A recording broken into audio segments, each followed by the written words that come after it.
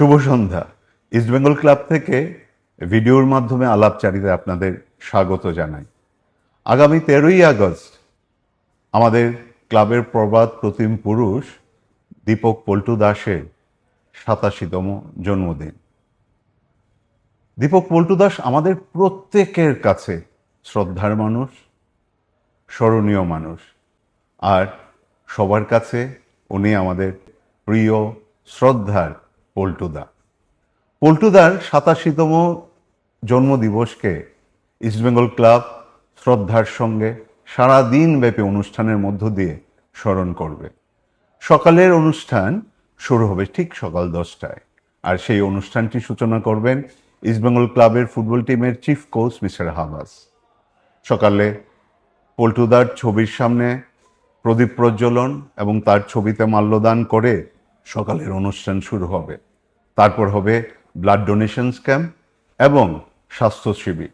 কলকাতা শহরের দিকপাল চিকিৎসকরা সবার চিকিৎসা করতে, সবার স্বাস্থ্য পরীক্ষা করতে ইস্টবেঙ্গল ক্লাবে সেদিন উপস্থিত থাকবে।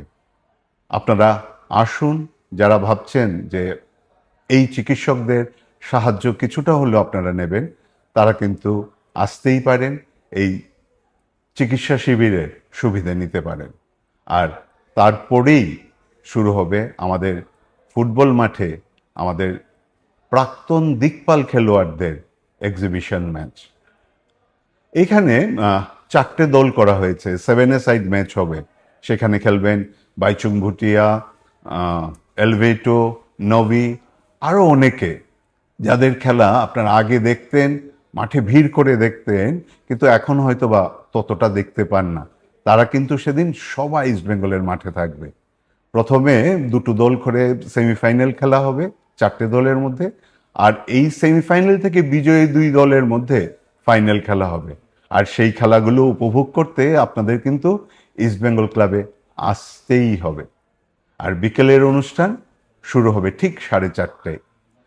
সেই অনুষ্ঠানে আমরা বিভিন্ন ক্রীড়াবিদ এবং বিভিন্ন জনকে আমরা সম্বর্ধনা জানাবো, সম্মান জানাবো।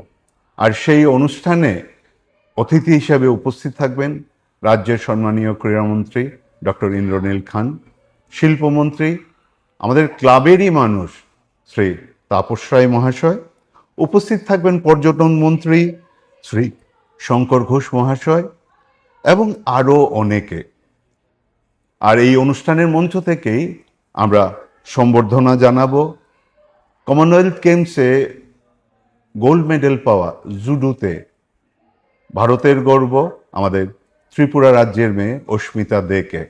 শুধু অস্মিতা দে নয়, সেই অনুষ্ঠানে উপস্থিত থাকবেন তার chief coach mister Jaspal Solanki, তার মেন্টর মিস্টার প্রণব সাহা এবং তার যে personal coach mister Bijay Yadav.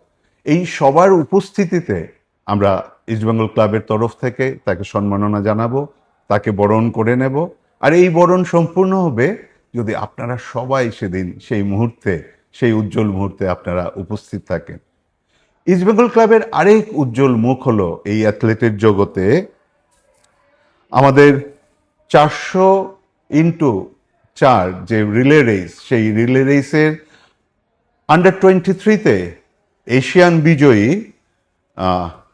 নফিসা Khatun, তার সাথে ইস্টবেঙ্গল ক্লাবের যোগাযোগ অনেক দিনে।